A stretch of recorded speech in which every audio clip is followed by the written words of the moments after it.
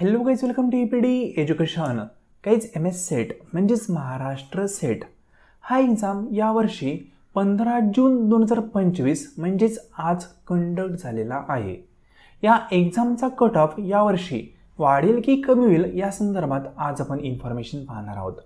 त्याचबरोबर या एक्झामची आन्सर की कधीपर्यंत येऊ शकते या संदर्भात देखील इन्फॉर्मेशन पाहणार आहोत.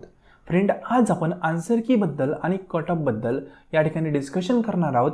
हे पूर्णपणे डिस्कशन सुरू करण्यापूर्वी या चॅनलवर तुम्ही फर्स्ट टाइम असाल तर नेट, सेट आणि पेट या तीनही एक्झामच्या सर्वच ऑफिशियल अपडेट्ससाठी या चॅनलला तुम्ही सबस्क्राईब करू शकता किंवा या चॅनलची एक टेलिग्राम चॅनल आहे, त्याची लिंक डिस्क्रिप्शन बॉक्समध्ये दिलेली आहे, त्याला जॉईन करू शकता. तिथेही तुम्हाला सेट, नेट आणि पेट या तीनही एक्झामबद्दल अपडेट कळवले जातात. तर गाईज, हे पहा, या वर्षीचा कट ऑफ वाढणार का कमी होणार हे जर आपल्याला ॲनालिसिस करायचं असेल तर यावर्षी विद्यार्थ्यांना पेपर कशा पद्धतीने गेलेला आहे हे पाहणं अतिशय महत्त्वाचं आहे. म्हणजे स्टुडंटचा फीडबॅक पाहणं अतिशय महत्त्वाचं असतं. स्टुडंटला जर पेपर खूप इझी गेला असेल तर कट ऑफ थोडासा वाढू शकतो. स्टुडंटला पेपर खूप अवघड गेला असेल तर कट ऑफ या ठिकाणी कमी देखील होऊ शकतो. म्हणजे स्टुडंटला कुठल्या लेवलला पेपर फेस करावा लागलेला आहे हे या ठिकाणी ॲनालिसिस करणं महत्त्वाचं असतं. तर या ठिकाणी पेपर फर्स्ट आणि पेपर सेकंड याबद्दल जर आपण स्टुडंटचे फीडबॅक पाहिले तर आपल्याला या ठिकाणी खूप चांगले पॉझिटिव्ह फीडबॅक पाहायला भेटत आहेत. म्हणजे आपला कोर्स अनेक विद्यार्थ्यांनी जॉईन केला, त्या सर्व विद्यार्थ्यांचे फीडबॅक या ठिकाणी पाहू शकता. खूप चांगले पॉझिटिव्ह फीडबॅक विद्यार्थ्यांनी दिलेत पेपर फर्स्ट बाबत. ठीक आहे, म्हणजे या ठिकाणी एक पॉईंट तर क्लिअर होतोय की पेपर फर्स्ट हा इझी होता, जास्त काय अवघड नव्हता. बरोबर, कारण हे मी नाही म्हणत आहे, ज्या विद्यार्थ्यांनी पेपर दिलेला आहे त्याच विद्यार्थ्यांचे फीडबॅक हे फक्त 1 तासामधले. म्हणजे एक्झामिनेशन झाल्यापासून ते आत्तापर्यंत जेवढे काय फीडबॅक आले ते आपण ॲड केलेत 1-1.5 वाजेपर्यंतचे. आता यानंतर जर पेपर सेकंड आणि पेपर फर्स्ट या दोन्ही पेपरला जर आपण कंबाईन विचारात घेतले तर पेपर हा मॉडरेट होता. म्हणजे पॉईंट समजून घ्या, जर फक्त पेपर फर्स्टचा विचार केला तर पेपर फर्स्ट हा इझी होता. पेपर फर्स्ट आणि सेकंड हे दोन्ही पेपर पाहिले तर एक ओव्हरऑल पेपर मॉडरेट होता, खूप अवघडही नव्हता, खूप सोपाही नव्हता. जसा मागच्या वर्षी पेपर होता त्याच लेवलचा यावर्षी देखील पेपर होता.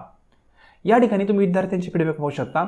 जवळपास 16% विद्यार्थी पेपर खूप इझी होता, खूप सोपा होता असं म्हणतायत. 62% विद्यार्थी पेपर हा मध्यम होता म्हणजे मॉडरेट होता असं म्हणतायत. 15% विद्यार्थी म्हणतात पेपर अवघड होता आणि 7% विद्यार्थी म्हणतात पेपर खूप अवघड होता. त्याप्रमाणे आपण दुसऱ्या एका चॅनलला ही पोल संदर्भात सिरीज आहे ती अपडेट केली. त्या ठिकाणी देखील जवळपास 76% विद्यार्थ्यांनी पॉझिटिव्ह फीडबॅक दिलाय, पेपर सोपा होता. ठीक आहे, आणि बाकीचे रिमेनिंग काही विद्यार्थ्यांनी त्यांनी मॉडरेट अवघड किंवा खूप अवघड असा रिप्लाय दिलेला आहे. म्हणजे ओव्हरऑल जर विचारात केलं तर सोपा आणि मध्यम, ठीक आहे, सोपा किंवा खूप सोपा यामध्ये विद्यार्थ्यांचा फीडबॅक आपल्याला जास्त पाहायला भेटतोय. म्हणजे एक तर लक्षात येतंय की पेपर हा अवघड नव्हता. ज्या विद्यार्थ्यांना खूप पेपर अवघड गेलाय तर त्या विद्यार्थ्यांना या ठिकाणी थोडंसं अभ्यासाकडे लक्ष देणं गरजेचं आहे. कारण कॉम्पिटिटिव्ह एक्झाम आहे. पहा, तुम्हाला जो क्वेश्चन पेपर आहे तोच बाकीच्या विद्यार्थ्यांना क्वेश्चन पेपर आहे. जर काही विद्यार्थ्यांना पेपर इतका सोपा जातोय, इतके चांगले त्यांचे फीडबॅक येत आहेत तर डेफिनेटली तुम्हाला इथे सोपा जायला हवा. म्हणजे सोपा किंवा अवघड हे कशावर डिपेंड असतं, तुम्ही 1 वर्ष झालं, 2 वर्ष झाले, काय कष्ट घेतलेत, योग्य डायरेक्शन अभ्यास केलाय का नाही त्यावर डिपेंड असतं. प्रॉपर डायरेक्शन अभ्यास केला तर डेफिनेटली पेपर सोपा जातो. जर आपलं डायरेक्शन चुकलं, म्हणजे खूप अभ्यास केला पण चुकीच्या मार्गाने केला तरी पण पेपर अवघड जाऊ शकतो.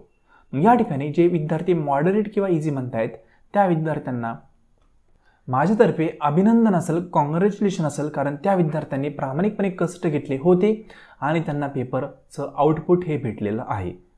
सिंपल गायचं, कारण पेपर सोपा किंवा अवघड हे पूर्णपणे तुमच्या हातामध्ये असतं. जशाप्रमाणे तुम्ही अभ्यास करताल त्याप्रमाणे तुम्हाला पेपर जातो. हे सर्व कोर्स ज्या विद्यार्थ्यांनी जॉईन केलं तर त्यांचे फीडबॅक आहेत. मग यांना इझी जाऊ शकतो तर डेफिनेटली सर्वांना इझी जायला हवा, कारण सर्वांना सिलेबस सेम आहे, सर्वांना एक्झामिनेशनचा पॅटर्न सेम आहे, सर्वांना वेळ पण सेम आहे.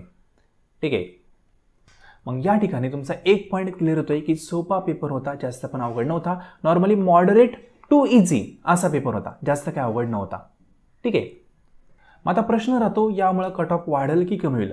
तर डेफिनेटली कट ऑफ हा मागच्या वर्षीसारखाच राहिला बसला आणि वाढला तर मॅक्झिमम 1% वाढेल किंवा ॲज इट इज पण कट ऑफ राहू शकतो. कमी होण्याचे चान्सेस थोडेसे कमी आहेत. कट ऑफ एक तर आहे तसा राहील किंवा कट ऑफ थोडासा एखादा %, जास्त नाही, स्लाइटली 1% हा वाढला तर वाढू पण शकतो. जे विद्यार्थ्यांची फीडबॅक आहेत त्याच्या बेसवरही म्हणतोय. मी स्वतःचा ॲनालिसिस देत नाहीये, कारण मला जर विचारलं तर पेपर सोपा होता, ठीक आहे, कारण माझा अभ्यास आहे. पण विद्यार्थ्यांना काय वाटलं त्या पेपरबद्दल त्यांच्या नॉलेजनुसार हे मी या ठिकाणी पाहिलंय आणि त्यानुसार मी तुम्हाला फीडबॅक या ठिकाणी प्रोव्हाइड करतोय कट ऑफ बद्दलचा. सिंपल. तर कट ऑफ अंदाजे ॲज इट इज म्हणजेच एखादा % किंवा पॉईंट काही % थोडासा वाढू शकतो किंवा आहे तसा राहू शकतो. कमी झाला तर एखाद्या सब्जेक्टचा कट ऑफ कमी बनू शकतो. ज्या विषयाचा पेपर सेकंड हा खूपच अवघड होता त्या विषयाचा कट ऑफ एखादा % कमी बनवू शकतो. पण नॉर्मली जर आपण प्रिव्हियस काही इयरचा स्टडी केला तर आपल्याला दिसेल वर्षानुवर्ष कट ऑफ हा वाढत चाललाय, कमी होण्याचं नाव त्या ठिकाणी घेत नाहीये. ठीक आहे. यावर्षी देखील कट ऑफ हा ॲज इट इज राहील किंवा थोडाफार वाढेल, पण कमी होण्याचे चान्सेस थोडेसे कमी आहेत. आणि ज्या विषयाचा पेपर खूप अवघड होता त्यांचाच फक्त कट ऑफ थोडासा कमी होऊ शकतो, एखादा % जास्त नाही. ठीक आहे. तर बाकी जो एक्सपेक्टेड कट ऑफ आहे 2025चा त्या संदर्भात मी एक स्क्रीनशॉट आपल्या टेलिग्राम चॅनलला अपडेट करून दिलेला आहे, बरोबर ना. त्या ठिकाणी 2025चा कट ऑफ कशा पद्धतीने असेल या संदर्भात ती स्लाइड आहे, ती मी अपडेट करून दिलेले टेलिग्राम चॅनल तुम्ही स्क्रोल डाऊन केले तर तुम्हाला पाहायला भेटेल, किंवा आपल्या व्हॉट्सअप चॅनलला पण अपडेट केलेले ते दोन्ही तुम्ही पाहू शकता.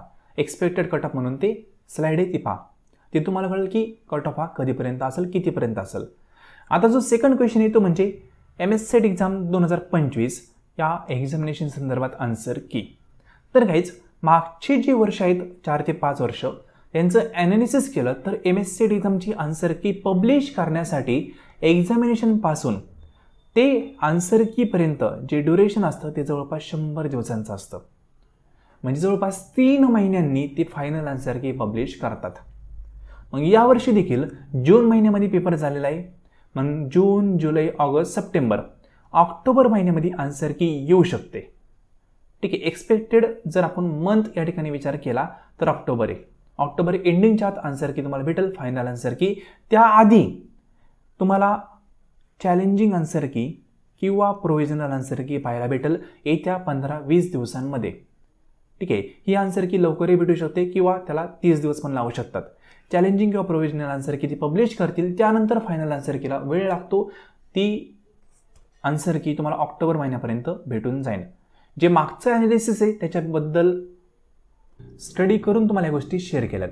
तर फ्रेंड जाता एक पॉईंट सांगाल, 2026मध्ये जो MSCET एक्झाम कंडक्ट होणार आहे त्या एक्झामिनेशन संदर्भात जो पेपर फर्स्ट आहे आणि कॉमर्स हा सब्जेक्ट आहे, या दोन्ही पेपरसाठी नवीन बॅच आपण लवकरच सुरू करत आहोत.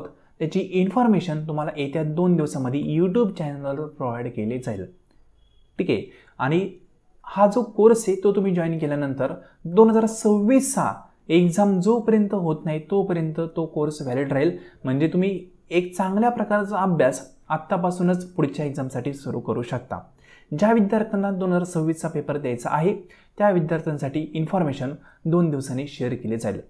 पेपर फर्स्टचा डिटेल कोर्स आपण प्रोव्हाइड करत असतो. म्हणजे तो कोर्स पाहिल्यानंतर तुम्हाला अदर कुठलाही अभ्यास करण्याची गरज नाही आहे, कुठलेही बुक्स रेफर करण्याची गरज नाही आहे किंवा परचेस करण्याची गरज नाही आहे किंवा तुम्ही अदर कुठलेही व्हिडिओ पाहण्याची गरज नाही आहे. त्या कोर्समध्ये डेमो पेपर तुम्हाला प्रोव्हाइड केले जातात, पूर्णपणे सिलेबसच्या नोट्स प्रोव्हाइड केल्या जातात, प्लस पूर्णपणे नोट्स संदर्भात लेक्चर देखील अवेलेबल केले जातात. या सर्व गोष्टी एका अँड्रॉइड ॲप्लिकेशनमार्फत तुम्हाला प्रोव्हाइड केल्या जातात. आपलं ॲप आहे, ॲपमध्ये तुम्हाला ॲक्सेस प्रोव्हाइड केला जातो. त्याची इन्फॉर्मेशन तुम्हाला 2 दिवसामध्ये प्रोव्हाइड केली जाईल. ठीक आहे.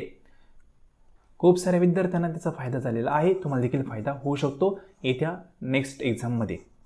सो फ्रेंड, जी आन्सर की आहे ना, एक्सपेक्टेड आन्सर की, ती मी तुम्हाला आज किंवा उद्या मॉर्निंगपर्यंत प्रोव्हाइड करेल. त्यामार्फत तुम्ही आन्सर मॅच करू शकता. पेपर फर्स्ट ॲज वेल ॲज जितके मॅक्झिमम होतील तितके पेपर सेकंड देखील तुम्हाला आन्सर की मी प्रोव्हाइड करणार आहे. एक्सपेक्टेड आन्सर की प्रोव्हाइड करणार आहोत.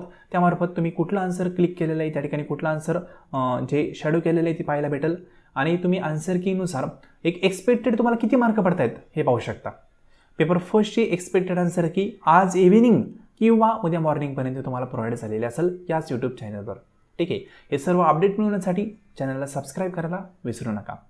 सो फ्रेंड, आजचं लेसन संपूर्ण पाहिले त्याबद्दल थँक्यू सो मच.